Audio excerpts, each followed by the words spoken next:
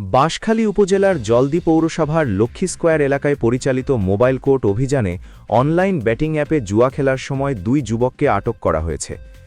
আটককৃতরা হলেন মিয়ার বাজার এলাকার সাকলায়েন মুস্তাক 20 বছর এবং দক্ষিণ জলদির আশকরিয়া পাড়ার বাসিন্দা মোহাম্মদ শাকিল 24 বছর। পরে ভ্রাম্যমাণ আদালত তাদের প্রত্যেককে 1 মাসের বিনাশ্রম কারাদণ্ড ও 200 টাকা করে অর্থদণ্ড প্রদান করেন। অভিযান সূত্রে জানা যায়, প্রথমে সাকলায়েনকে ধরিয়ে দিতে ভূমিকা রাখেন শাকিল।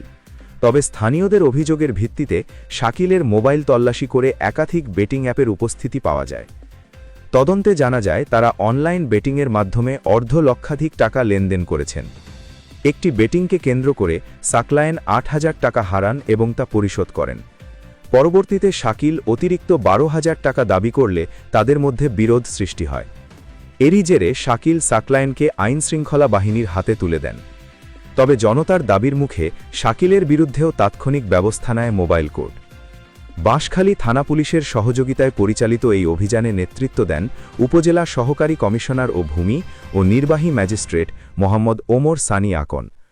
উপজেলা প্রশাসন জানিয়েছে, অনলাইন জুয়ার বিরুদ্ধে এ ধরনের অভিযান ভবিষ্যতেও অব্যাহত থাকবে। মোহাম্মদ রেজাউল আজিম, বাঁশখালী দর্পণ।